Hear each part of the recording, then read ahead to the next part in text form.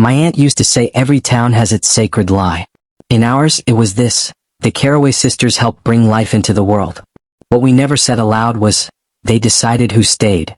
Under the shadow of the old stone well? Yes, that one, the one they filled with concrete in '78 but never explained why. Mothers used to whisper stories like they were sins they couldn't confess in church. Hands trembling under damp shawls, they'd murmur things like, "My baby won't sleep unless I cradle her in salt.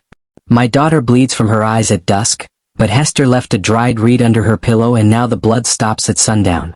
That kind of thing. No one said it with fear. Just exhausted resignation. Like they were following instructions they didn't understand, but knew better than to question. Then there was the preacher's wife. She'd already lost 2 sons to the ash fever, something like tuberculosis but meaner, wetter, and one morning she claimed she saw Hester Carroway out back in her garden burying something. Not a child. Worse. It was wrapped in hair, she told my cousin, and twine. Still twitching. I think it was teeth in the knot. Human teeth. When she finally confronted Hester, the old woman just smiled and said, "It'll keep the spirits from gnawing." To this day we don't know if she meant the dead, or the living. After that, no one looked the preacher's wife in the eye again. She left town the next week, carrying her newborn wrapped in black linen. Swore the baby had no shadow. Swore he wouldn't say the Lord's name no matter how many times she whispered it into his ear. The church bell stopped ringing that summer. Not from rust. Not from storms. The rope had been sliced clean through, and hung neatly on the doorknob of the church office, coiled like a dead snake. No one saw the Carroways do it. But come on. No one else would dare. They never came to services, never crossed themselves, never knelt. And yet, when the ash fever swept through and took 12 and 7 days, it was Eunice Carroway who showed up at every doorstep first, like she was waiting for it. She placed bowls of boiled bark beneath the cribs. She whispered things into the mouths of the dying. Things the doctor said were hallucinations. Things the priest wouldn't repeat. One surviving girl said she heard hooves pounding through her fever dreams, and a voice telling her, "Lie still. Don't let it notice you." Then she felt a hand press on her chest, ice cold, holding something down inside her. The doctor called it mass hysteria. The priest called it blasphemy. The Carroways? They just called it containment. The veil weakens when the body burns, Eunice once said. And some things must not slip through. She said it like she'd done it before. Then came Levi Donnell. Every town has a dumb kid. Levi was ours. 8 years old and already desperate to impress his older brother, he was dared to knock on the Carroway door. Just knock. That's it. Then run like hell. He never knocked. He came back 3 hours later, barefoot and drenched in sweat, his eyes glazed over and one of them, turning, like it was folding inward on itself. His shirt was soaked and crusted with something black at the hem. His mother screamed. The doctor tried smoke and salts. Nothing. Only the preacher got a whisper out of him. Just one word. Wailing. The next morning, Levi's hair had turned white. Every single strand. The family packed up and left before sunset. Didn't even say goodbye. When someone finally went up the hill to the Carroway property, out of curiosity or maybe just guilt, all they found were small handprints in the dirt outside the gate. Not child-sized. Smaller. But deep, like whatever made them had sunk into the earth, and was still waiting. She always said the first cry was a promise. Reads a torn note in a midwife's journal I found in a thrift shop bin. But not all promises are meant for heaven. So yeah, maybe they were midwives. But not every birth they oversaw was meant for this world. And not everything they helped bring forth stayed a child. Want the next part? Because the Carroways didn't vanish. Not really. You can still hear the wind change near the old well if you stand still long enough. Some say it's just wind. Others say it's breathing. And I'll tell you this. Salt won't help you now. It wasn't drought. Not really. Not the kind you can measure in inches of rain. This was different. The kind of dryness that creeps inside people. Makes them quiet. Makes them turn their children's faces away from mirrors. That year, couples kept their distance, even from each other. Marriages went cold. Bed linen stayed crisp and untouched. And no one looked directly at a child whose eyes darkened with the moon phases or whose fingers grew longer when no one was watching. The Carroway house, that choked Victorian tomb at the top of the ridge, grew quieter. Less smoke. Fewer sightings. Some hoped they'd left. Most knew better. One theory said they were sleeping under their floorboards, in nests lined with black swan feathers and teeth traded at midnight. Another rumor, the one whispered only after strong drink, claimed they were waiting for a name. The true name, someone once told me. The one carved into the first stillborn's rib. I wish they were drunk when they said it. They weren't. Then came the stranger. He arrived on horseback, boots caked with red mud from counties no one wanted to name. He had a wax-sealed letter tucked in his coat and a crude cross carved from burnt yew, still smelling of charcoal and something off, like sweet rot. His horse stopped dead at the ridge. Wouldn't take another step. So the man walked the rest of the way up. Alone. Just him, the Carroway gate, and whatever waited behind it. The next morning the sun rose red. Not romantic red. Blood in the snow red. The man? Gone. The horse? Still at the base of the hill. The cross? Nowhere. But something had been scratched into the bark of a nearby tree. A single phrase. Not ready. Still hungry. 1844. Drought slithered in from the south like it was summoned. Water vanished from wells. Fields cracked. Cattle dropped with tongues too dry to bleat. Even the frogs disappeared, like they knew something was coming and didn't want to be witnesses. But up on the Carroway ridge? Lush, loud, blooming. The garden exploded. Vines as thick as wrists coiled over fences. Blossoms bruised black and plum red clung to stalks that twitched when you weren't looking. Fruit dripped sticky syrup that stained stone and never quite came out. The kind of sweet that turns sour in your mouth the second you swallow. A schoolboy named Milo Cross wandered too close. He was drawn in by the scent, sweet yes but wrong like perfume in a mortuary. He came back with palms blistered raw and a shard of tooth lodged in his ankle. The vines moved, he whispered. They breathed. They knew I was there. The town doctor called it sunstroke. The boy's mother didn't argue. She just packed a bag and left before sunrise. She told my grandmother, who swore it to me, that she woke to find her front door nailed shut, and her curtains twisted into knots that spelled her son's name. I asked my grandmother what kind of knots. She just said, ones you don't untie. Then the midwife came. Not ours. One from Clark Hollow, a crumbling town barely on the map, known more for missing persons than births. She wore a yellow bonnet and carried a copper birthing basin tied with hemp, the kind they don't make anymore. Claimed she'd been summoned by letter. Said she was told a difficult birth required her hand. But no such letter existed. Still, she walked up the ridge path anyway, steady like she wasn't afraid or didn't care to be. They named me, she reportedly said at the tavern the night before. And once named, you must show up. 2 days passed. On the third, the preacher's hound, a beast that had bayed at every funeral for 12 years, was found slumped on the chapel steps, foam around its mouth, back legs dragging. Red welts, shaped unmistakably like fingers, ran across its ribs. Some still twitching. The copper basin? Found downstream, twisted and burnt from the inside, blackened as if it had held something that refused to be born. The midwife. Gone. But that night, singing floated down from the ridge. Not hymns. Not lullabies.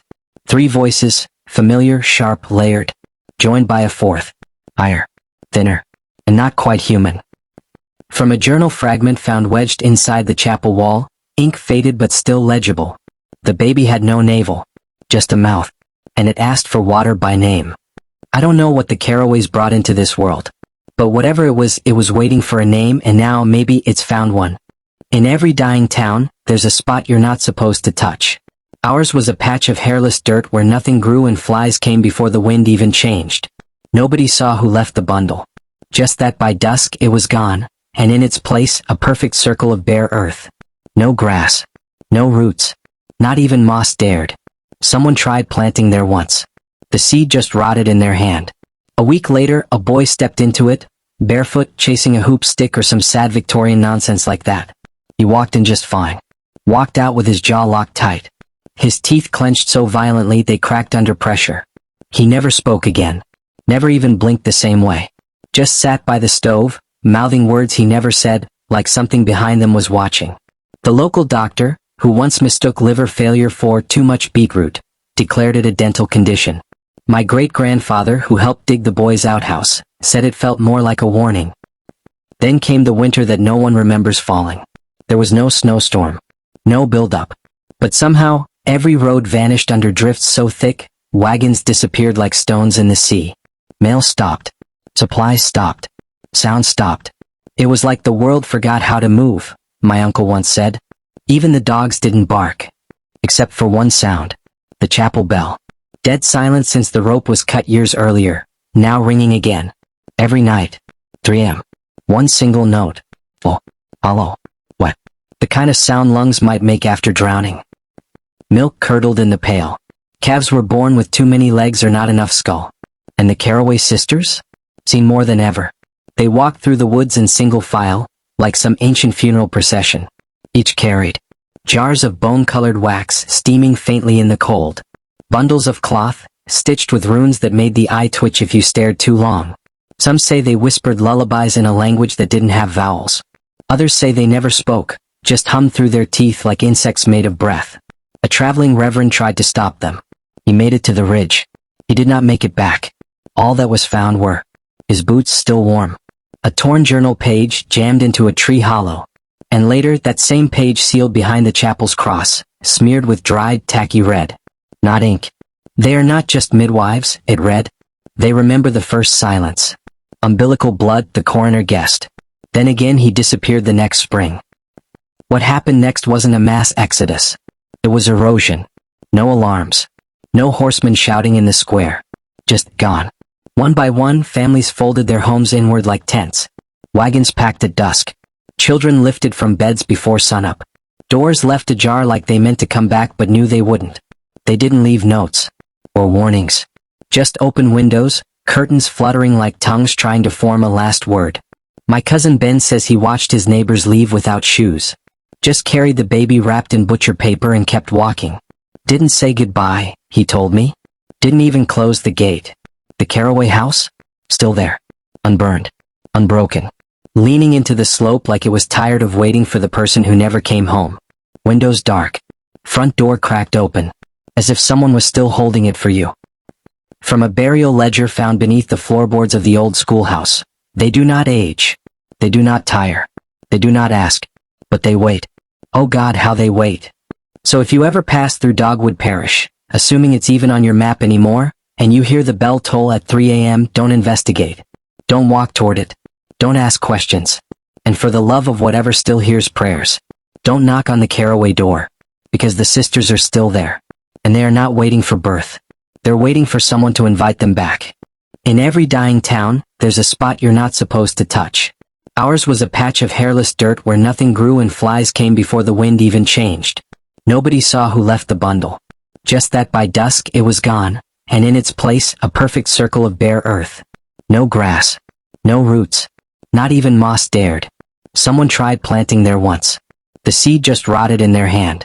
A week later, a boy stepped into it, barefoot, chasing a hoop stick or some sad Victorian nonsense like that. He walked in just fine. Walked out with his jaw locked tight. His teeth clenched so violently they cracked under pressure. He never spoke again. Never even blinked the same way.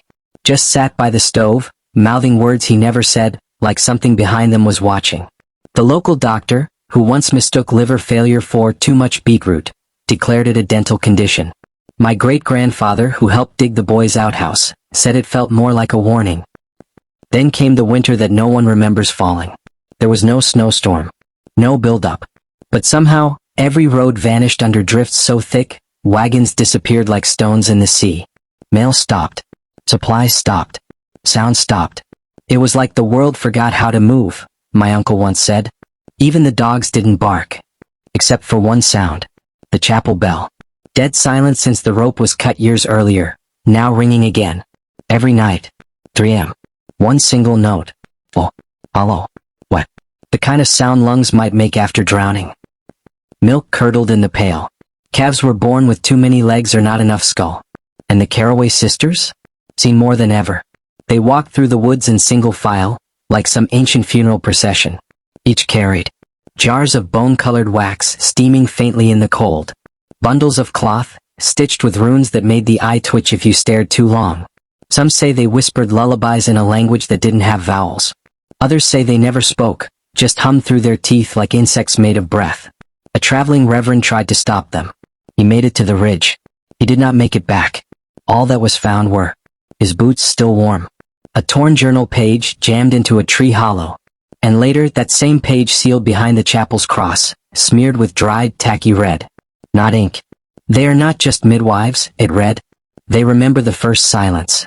Umbilical blood, the coroner guessed. Then again he disappeared the next spring. What happened next wasn't a mass exodus. It was erosion. No alarms. No horsemen shouting in the square. Just gone. One by one, families folded their homes inward like tents. Wagons packed at dusk. Children lifted from beds before sunup. Doors left ajar like they meant to come back but knew they wouldn't. They didn't leave notes. Or warnings. Just open windows, curtains fluttering like tongues trying to form a last word. My cousin Ben says he watched his neighbors leave without shoes. Just carried the baby wrapped in butcher paper and kept walking. Didn't say goodbye, he told me. Didn't even close the gate. The Carroway house? Still there. Unburned. Unbroken. Leaning into the slope like it was tired of waiting for the person who never came home. Windows dark. Front door cracked open. As if someone was still holding it for you. From a burial ledger found beneath the floorboards of the old schoolhouse. They do not age. They do not tire. They do not ask. But they wait. Oh God, how they wait.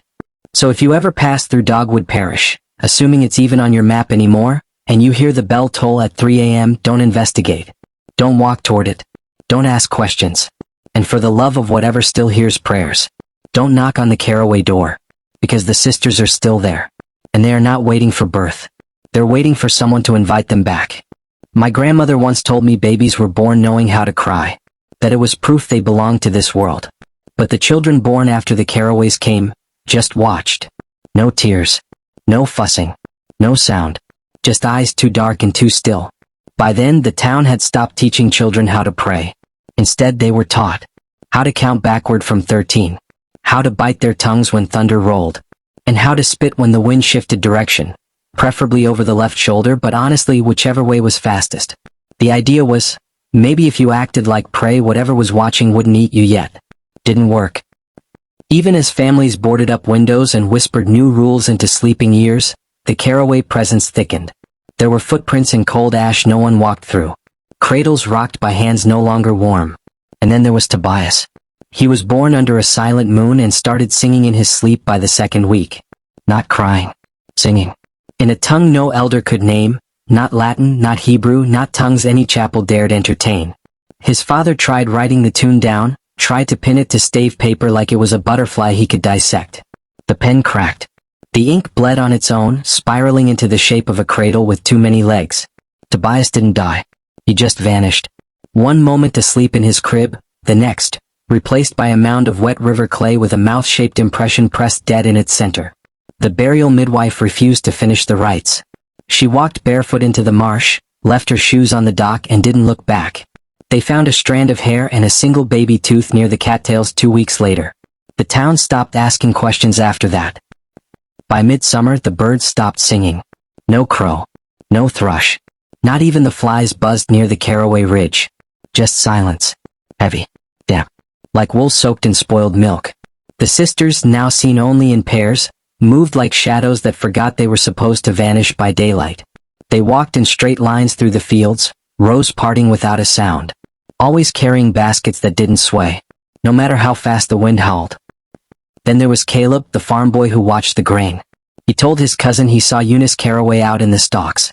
Just standing. Waist deep in wheat. Arms out. Eyes open. Silent. And then, crows landed on her. One by one. They perched along her arms, shoulders, her head, like she was a branch they'd known in a former life. She never flinched. Didn't even blink. And then Caleb blinked. They were gone. So was Eunice. But when he walked back to the house, he did so with his mouth full of black feathers. Not metaphorically. Literally. Couldn't speak. Couldn't scream. Just sat at the kitchen table, feathers falling from his lips one by one, like a slow, choking confession. The town doctor said stress-induced hallucination. I say maybe next time he should actually open his medical books. That same evening, the parish bell, long dormant, decided to remind everyone it still existed. It didn't ring. It fell. No wind. No tremor. Just one sharp groan of iron, and then silence. The crater it left in the chapel's stone walkway? Shaped like an open hand. Wider than a man's. But somehow, thinner. By the time autumn crawled in, the Carroway house was vacant. Or so people told themselves. No candles in the windows. No smoke from the chimney. But the wind still carried the smell of soured milk on linen, like something warm had been left behind and was just now starting to rot. And the children? The ones born that season? They were too quiet. Didn't cry. Didn't coo. Didn't squirm. They watched. Unblinking. With eyes so black, they reflected candlelight like polished stone. Their mothers wouldn't take them to the chapel. Flat out refused. One woman who tried swore the baptismal water turned to steam the second it touched her child's skin. Another said her infant's flesh blistered when she brought him near the cross. Rumors multiplied faster than sense. Twins born under the same moon but breathing out of sync, like they were from different rooms. A girl who wept blood but only when the ridge faced east. Babies who whispered in their sleep, mouths moving in unison with voices no monitor could pick up. From a folded parish note and signed and tucked beneath the altar's baseboard, the Carroways are not midwives. They are translators. They help what waits to be born find a shape we will recognize. So if you ever visit Dogwood Parish, don't bring your child. Don't bring anything younger than a full-grown regret. And whatever you do, don't follow the sound of singing. Especially if it's coming from an empty crib. I used to think horror meant blood, screams, doors slamming shut. Then I read about the Carroway cradle. And let me tell you, nothing is louder than something that refuses to leave. It started, like all bad things in Dogwood, with a gift no one asked for. A cradle. Carved. Left at the edge of town just before nightfall. No name. No note. No explanation. Only thing stranger than the cradle itself? The man who left it. Some sort of craftsman, no one could say for sure. He rode in with a wagon full of tools, eyes set and teeth clenched like he already regretted coming. He parked near the chapel, unloaded the cradle, adjusted its position like it mattered, and rode off. Gone. Vanished between one blink and the next. No goodbyes. No receipts. Not even a creak of the wagon wheels fading into the tree line. The cradle stayed. Untouched. Unmoving. For weeks. No birds nested in it. No dust settled on it. It just sat there waiting, like it knew its turn would come again. Until one morning a field mouse was found inside. Dead but not damaged. Not chewed. Not crushed. Hollow. Skin intact. Fur undisturbed. But when they lifted it, the body was light. Too light. Like someone had sipped the breath out of it and left the wrapper behind. The town doctor, who once declared sleep paralysis a dramatic episode, said it was probably natural causes. Yeah, sure. Natural causes that vacuumed the lungs without breaking the skin. Eventually, the townsfolk did what townsfolk always do when they're afraid of something but still want to feel useful. They tried to burn it. Kerosene. Even a bottle of sacramental wine because someone thought that counted as holy. Nothing worked. The flames curled away from the wood, like even fire didn't want to touch it. Like the cradle had made a deal long before they ever lit the match. They ended up burying it. 4 feet down. Wrapped in cloth and prayer. Just to be sure. The next morning, it was back. Sitting upright on the church steps. Same spot. Same position. Cleaner than before. Like someone had wiped it down with vinegar and shame. And before you ask, yes, they tried again. Yes, it came back. Each time brighter. Less dusty. The last time it returned, it was rocking gently. No wind. No one near it. Just creaking. In rhythm. Like something inside was humming a lullaby in reverse. So they called in a priest. From Charleston, I think. Or maybe Durham. Doesn't matter, he wasn't local and that was mistake number one. He arrived dressed like he meant business. Collar crisp, Bible bound in calfskin, cross polished until it gleamed like he'd buffed it with guilt. He poked at the cradle. Called it superstition. Said, and I quote, "Evil cannot root itself where logic stands firm." He was gone by the following Thursday. Left town quietly. No sermon. No farewells. Just disappeared onto a southbound train, eyes hollow, hands shaking. A week later, a telegram came from Charleston. No sender. Just one line.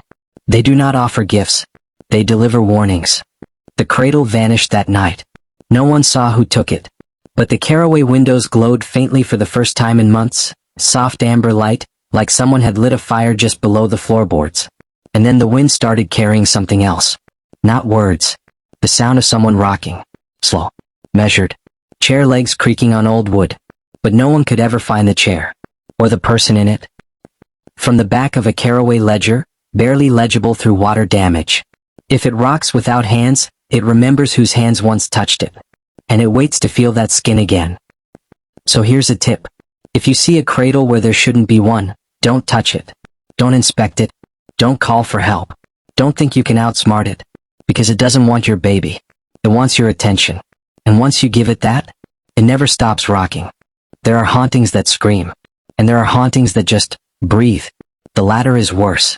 Always worse. By the time April thawed the frost-cracked bones of Dogwood Parish, the ground had already started shifting. Not like a quake. Not even like erosion. It was deeper than that, subtle, slow, like a sleeping thing flexing in its own grave. Fence posts leaned. Graves pitched forward like they'd forgotten how to lie still.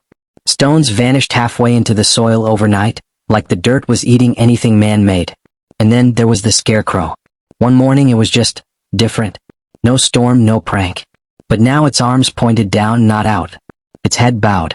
Its hands, stitched with broken broom straw, palms open to the ground. Because something else is watching now, one of the elders said when the children asked. And that was it. No follow-up. No sermon. No warning. Just fear dressed like resignation. That night, not a single lamp was lit in Dogwood Parish. Not in the chapel. Not in the homes. The Carroway Sisters hadn't been seen for over a week, which should have brought relief. Instead, things appeared. A child's shoe, hand-stitched, unworn, nestled in the rafters of the blacksmith's shed. A string of garlic, braided with human hair, nailed above the preacher's door. Warm porridge in an empty crib that hadn't been used in months. And then, the stone. Flat. Gray. Polished like a headstone but clean. Too clean. Placed dead center in the town square. No name. No inscription. Just a groove down the middle, wide enough for a newborn to rest in.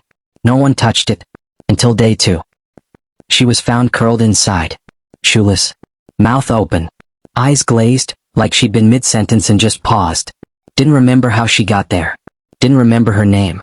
Only one mark on her. The word mine, carved shallow into her back, just beneath the left shoulder blade. The town doctor tried to remove it, with salve then scalpel. The skin refused to part. Not scarred. Not healed. Just uncuttable. He burned the scalpel in his hearth. Didn't say why. The girl was taken in by the apothecary's wife, who later swore. She didn't sleep. Didn't blink. And would only eat if spoken to in rhyme. Then the bell rang. Not a slow build. Not a crack in the wind. Just once. Sure. Cling. At the deepest hour of night, 3 a.m. And beside it, returned like a final punctuation mark. The cradle. Same cradle. Same position. Only now it was swaddled in wool and ringed in salt like a relic at a wake. Inside. A small wax figure. Closed eyes. Stitched lips. A single thread snaked from its mouth, umbilical, long and glistening, trailing off toward the Carroway Ridge. No one dared follow it. But Eleonora, the preacher's youngest daughter, began walking in her sleep that week. Every night. Same direction. Toward the ridge. Her parents tied her wrists to the bed. They prayed louder. Baptized the sheets. Still, she woke every morning with mud under her nails, dew in her hair, and a faraway look in her eyes like she'd seen stars that don't belong to our sky. When asked what she dreamed, "The sisters are sewing me," she said, and then she smiled, but only with her eyes. By month's end, Eleonora was gone. No sign of a struggle. Her shoes were dry. Her bed untouched. The only thing left? Her baptism dress, folded neatly on the pew where she'd once sung psalms. Buttons replaced with teeth. Tiny. Polished. Human. Her father collapsed. Started whispering scripture. Only no one recognized the verses. The language was wrong. Too soft. Too circular. Syllables looped like rope tied around a limb to stop the blood. He said he was taught the words in a dream. By a hand with no fingers. Only twine wrapped in milkweed. Now, when you pass near the Carroway house, you'll notice the dirt has started to bulge. Not violently. Not like a thing trying to escape. More like roots. Stretching. Settling. Claiming. And at night, if the wind's soft enough and your breath is still, you'll hear it. Not crying. Not cooing. But something cradled. Something being rocked. Something remembering. And the worst part? It sounds so loved. From the final page of the town birth registry, hastily scrawled in graphite. We never buried what came through. We simply let it sleep where it landed. When a town goes quiet, it's never all at once. It's stitch by stitch, and by the time you notice the thread, it's already through your skin. We don't know who first found the cloth. Just that it showed up on the threshold of the abandoned schoolhouse, neatly folded, like it had been waiting for the bell to ring again. It was small, quilt-sized, and stained in deep umber, like dried rust that had once tried to scream. 3 symbols stitched across the front. Thick thread. Tight strokes. No one recognized the language, but every old woman who looked at it flinched. Ruthie brought it home. She was 6. And in Dogwood Parish, 6 was old enough to carry a shovel, a secret, and sometimes something worse. She thought it was a doll's blanket. Wrapped it around a bundle of hay. Cradled it. Sang to it until dusk. By midnight, she stood at the foot of her parents' bed. Silent. Hands locked around her own throat. Palms raw, lips covered in tiny needle pricks. And on her tongue, barely visible, a single stitch. Tight. Bloodless. Her father said he burned the cloth. But you can decide for yourself if you believe a man who still calls apples God's candy. After that night, Ruthie changed. She stopped speaking. Stopped blinking. She slept with her eyes open, always turned away from the window. When the town doctor examined her, he said it was trauma. Then he looked again. Ruthie's tongue was gone. Not severed. Not scarred. Just absent. Like it had curled backward and sunk into some ancestral root system waiting beneath the gums. Her throat made a sound now. Not breath.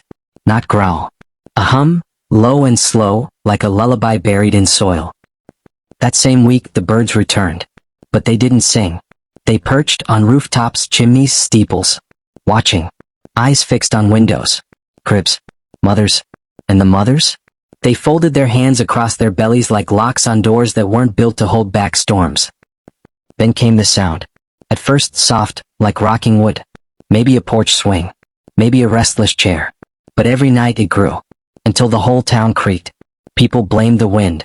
Until they noticed it only happened when the wind was still. One woman, brave, drunk, or both, followed the sound. Barefoot. Through fog. Past the fence. Up to the Carroway Ridge. And there they were. 100 cradles. Lined in perfect rows. All empty. All rocking. Gently. Like waiting mouths. In the center. The sisters. Hester, front and still, eyes closed like she was listening to something deep inside the soil. Eunice, one hand raised, not waving, not warning, just marking something invisible. Maribeth, hands outstretched, thread between her fingers, unmoving. Not sewing. Just listening. As if the thread itself was whispering secrets only old blood understands. The woman ran. Smart choice. But by morning, her hands were stitched together at the wrists with the same translucent fiber. Like spider silk dipped in vinegar. Across her chest, beneath her blouse, 6 tiny dots. Curved. Deliberate. Like someone had punctuated her ribs with intent. She never spoke again. But she hummed. Softly. All the time. Same lullaby Ruthie used to sing. By August, Dogwood Parish had stopped pretending it was a town. The wells ran clear. But tasted of ash. Crops stood upright. But bore no yield. Apples collapsed under their own weight. Gourds came out hollow like they'd grown around an absence. Corn stalks that folded inward, boneless and wet. The animals didn't speak anymore. They just watched. Like they knew we'd messed up the last few centuries and were politely waiting to inherit the land. One farmer, poor bastard, cracked open an egg, expecting yolk. Instead, a soft jawbone. Miniature. Still wet. He left town the next morning. Tied his daughter to a wagon padded with salt blocks and church hymns. Didn't even stop for water. Just muttered the same phrase over and over as they disappeared down the road. If they rock empty, it means they remember your name. From a letter found buried under the schoolhouse floorboards, signed only MS. They're not waiting for a child. They're waiting for the shape of one. It doesn't matter who fills it. It didn't end. Nothing ends. It just quiets until someone listens again. They say Reverend Offric walked into the chapel one final time. Not with rage.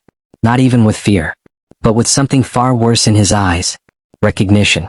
He didn't preach. Didn't beg. Didn't shout one last verse into the stale pews. He just stood there a while, barefoot, then set his Bible on the altar. And walked out humming. The tune? Older than the Psalms. Older than Latin. Probably older than anything that belonged on a tongue with teeth.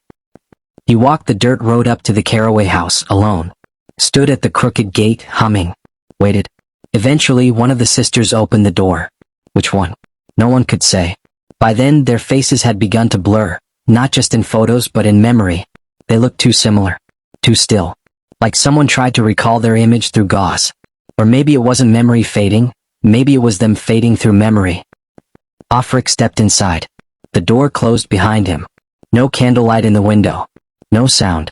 No proof he ever went in at all. But that night, every infant in Dogwood Parish slept. No crying. No rustling sheets. No breath. Just silence. Long. Warm. Without end.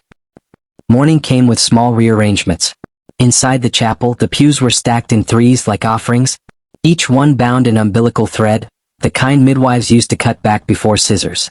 The altar had cracked again, but not from age. It split clean like something below had grown too large to hide anymore. Inside, a hollow, shaped like a womb, charred at the edges, lined in claw marks, tiny, deliberate, human, but not newborn. Something older, something born twice. Offric's Bible was placed neatly inside, its pages sewn shut, gold thread, embossed with a texture that didn't feel like silk, more like preserved tendon if you've ever touched embalmed flesh through linen. No one opened it, no one read it, no one even touched it, because they knew whatever sermon was inside wasn't for them anymore. Soon after, the fog came, but not in the poetic, sleepy town horror kind of way. This fog was different. It didn't roll, it waited, it clung. It settled inside your lungs and rearranged your memories in alphabetical order, and then burned the index cards. First, people forgot neighbors' names. Then their children's. Eventually, their own. I have one of the last remaining records. A journal tucked inside a rusted grain bin, pages stuck together with what I hope was candle wax. I couldn't recall her face this morning, the entry reads, but I remember her crying in the cradle. Except, she never cried. Did she? But here's what's strange. Even as the names blurred, even as faces turned to static in memory, everyone remembered the sisters. And not vaguely. Not symbolically. Specifically. They remembered the cradle that waited even when no child came. The bowls of ash and milk and teeth. The thread always taut, always leading somewhere just out of sight. The silence between breaths that didn't feel like peace, but like intermission.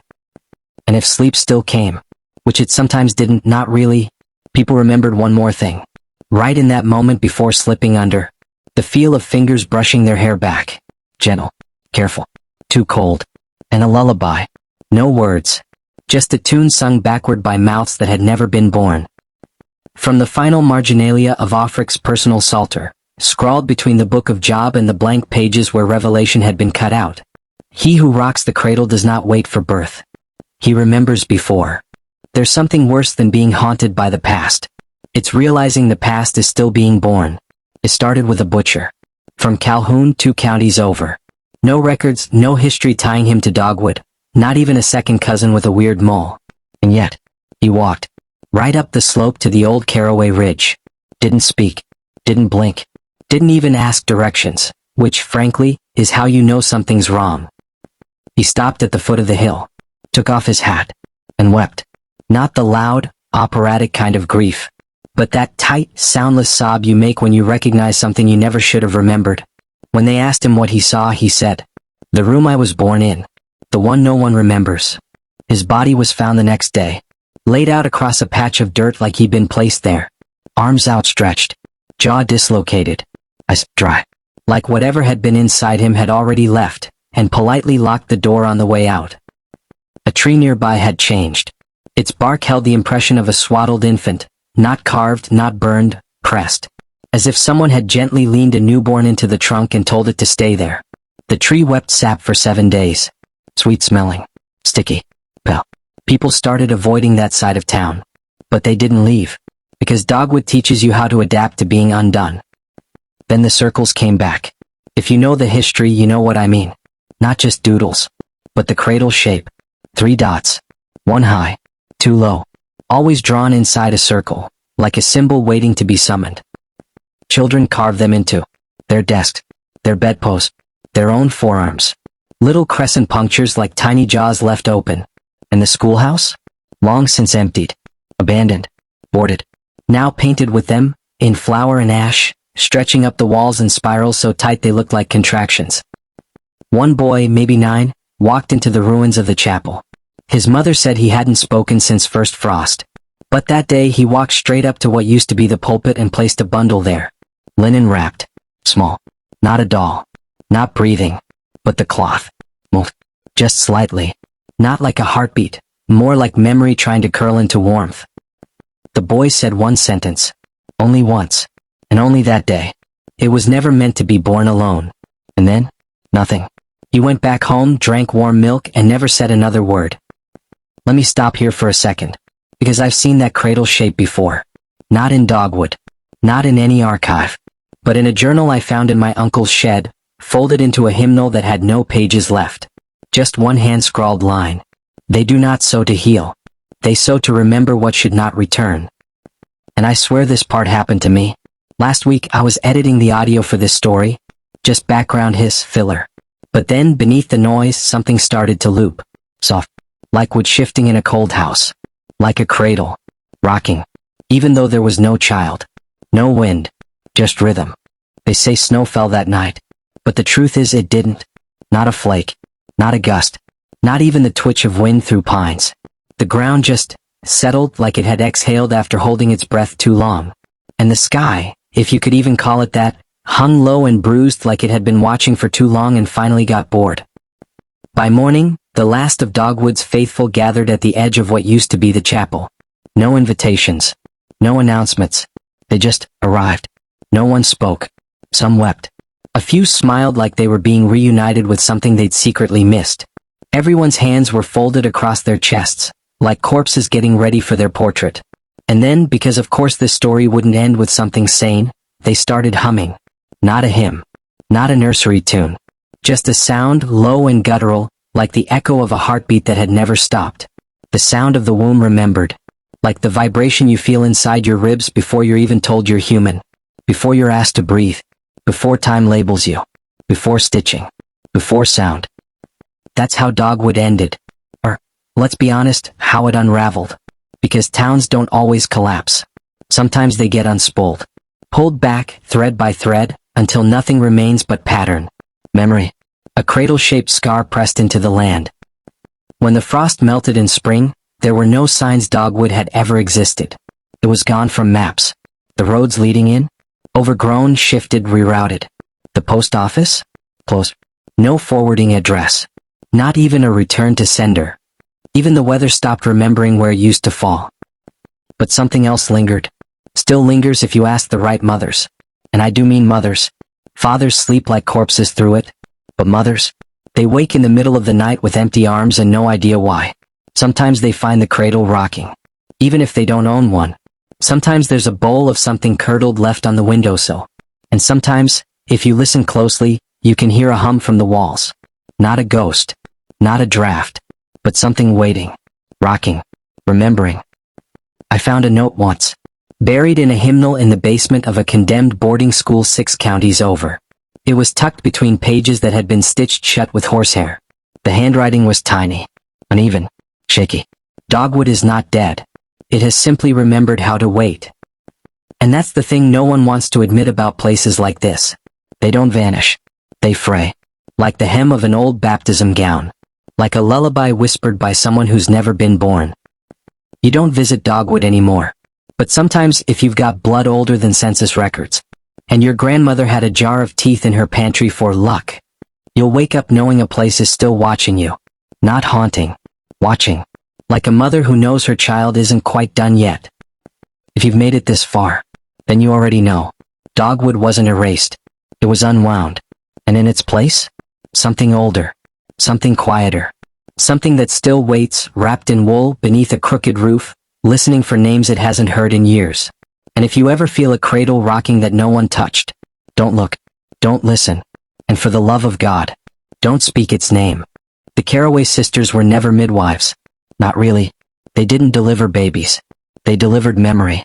They were the hands of grief, the hush between heartbeats, the lull in the room after someone says, "We lost her." They held what the world refused to cradle. Not just the unborn, but the unspoken, the unnamed, the inconvenient remains of joy turned sideways. They didn't use needles. They used thread soaked in marrow. Didn't swaddle. They bound. And when they left the house, the child didn't always cry. Sometimes the crib just stayed warm for a little too long. Sometimes the mother forgot what she'd named the baby. Sometimes the father heard his own lullaby being hummed back to him, from inside the walls. They never asked for thanks. Only silence. Only stillness. Only to be remembered, in lullabies that never ended. You know that sound between sleep and waking? That breathless moment when your body forgets what's real? That's when they come. Barefoot always, even in frost. 3 of them. Sometimes just outlines in the fog near a field. Sometimes a faint creaking in the nursery, like a cradle swaying with no wind. And if you're unlucky enough, or maybe blessed depending who you ask, you'll hear the click of thread slipping through flesh. Not tearing. Stitching.